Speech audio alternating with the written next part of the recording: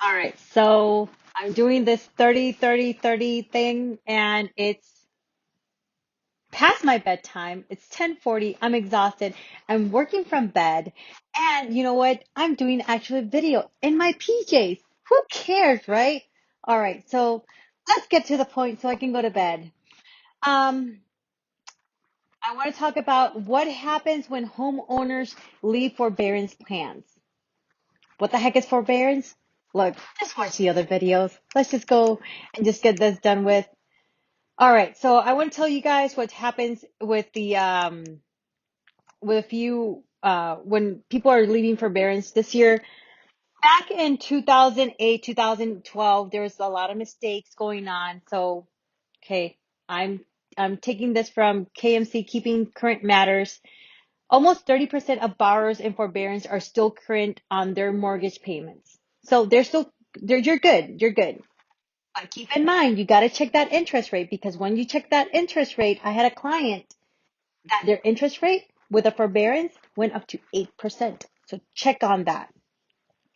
Banks likely don't want to repeat the mistakes of 2008 to 2012 when they put large numbers of foreclosures on their books. So they don't want to go through that again. That was a nightmare. Remember? That was a long time ago.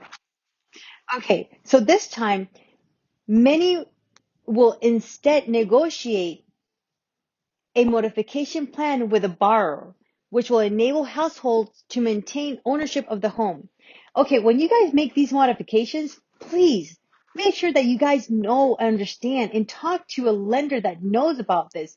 Make sure that you know what you're doing because, I mean, then if you try to sell a house, please let your agent know because if you don't tell your agent that you made a modification, this can basically cause you to not be able to sell a house or not even, you know what? Buy a house. Um, I've been dealing with different forbearance situations. So if you guys have any questions on that, please feel free to contact me on that. Um, I have amazing lenders that have been backing me up and helping me on this. So don't believe everything that your mortgage company is telling you. Make sure that you guys are having everything written and understand. Ask questions as many as you can. All right. So the third one is with the significant equity homeowners have today, many will be able to sell instead of going into foreclosure, which is very true. The so right now, let's say for instance, some of the clients I'm working with have $150,000 in equity. That's amazing because you know what? You can still pay off that forbearance at the time of closing. Don't keep in mind, I'm not a licensed lender, but this is something that can be done. There's options, but you have to talk to a lender before you list your house. And before you do that, you need to understand the modifications and what type of forbearance you are in. So there's different type of them. I am not a licensed lender. Don't talk to me about that, but I can actually hook you up with someone. Um, Everybody's like, oh, are there going to be the foreclosures? Foreclosures, foreclosures? All right. Will there be foreclosures coming on the market? Yes. There are hundreds of thousands of foreclosures in the country each year. People experience economic hardships, and in some cases, they're not able to meet their mortgage obligations. So I'm going to give you a few numbers of prior to the pandemic on years. So a breakdown of the new foreclosures over the past 3 years have been prior to the pandemic was in 2017, we had 314,220 foreclosures. 2018, 279,040 foreclosures. And in 2019, prior to the pandemic, we had 277,520 foreclosures. So through the first 3 quarters of 2020, there were only 114,780 new foreclosures. That is the lowest that has been in since 2017. Well, 17, 18, 19. Now you're going to 2020. That's the lowest. Okay, so if 10% those currently in forbearance to go to foreclosure, 275,000 foreclosures would be added to the market in 2021. 275,000. That's not a lot neither.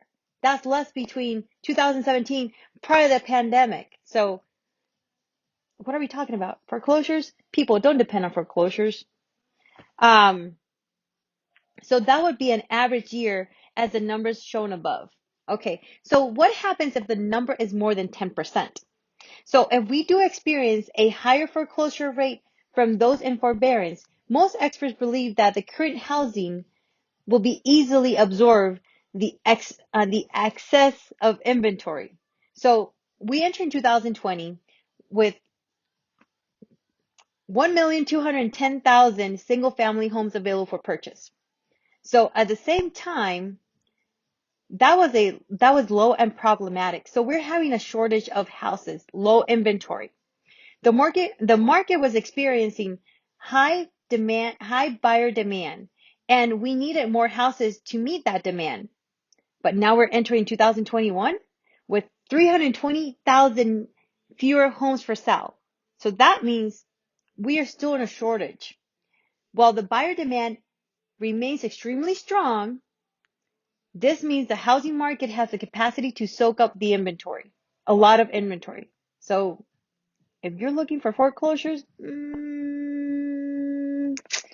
it's not looking pretty at all. All right. So bottom line is there will be more foreclosures entering the market later this year, especially compared to the low record numbers in 2020. However, the market will be able to handle the increase as buyer demand remains strong. So because of a low inventory, there's a lot of, this is why we have okay, so it's not only the low inventory is causing this whole like high demand for buyers. Look, low interest rates. They've been historically lowest as they can be in the past gazillion years. All right, it's probably the last, yeah, I mean, even before I was born. So there's a history about, back in 2000, let's not even go that far. 2000 or 2021. Oh gosh, 2021. 2000, when did I buy my house? 2018, I bought this house. And I got 2018, I bought it for, I think it was a 4.5%. Buy a house now? Let's look at VA. You could probably get under 2% interest rate. So that's really, really low. Can you imagine how much house you can buy with that? A lot. So it's going to come down to ask questions. If you're going to list a house, please, please, please let your agent know. Forbearance, forbearance. Talk to a lender. This is why we ask all these questions. And you know what? This is why inventory is so low right now. High demand in buyers, extremely high demand in buyers, not many houses. And if you have any questions, please feel free to contact me. And I'll be happy to talk to you, answer any questions. And if I don't know it, you know what? I will definitely find an answer for you. So you know what? This is past my bedtime. It's 10:48 p.m. on January 27th. Good night. Just comment below if you like this video. Have a wonderful night.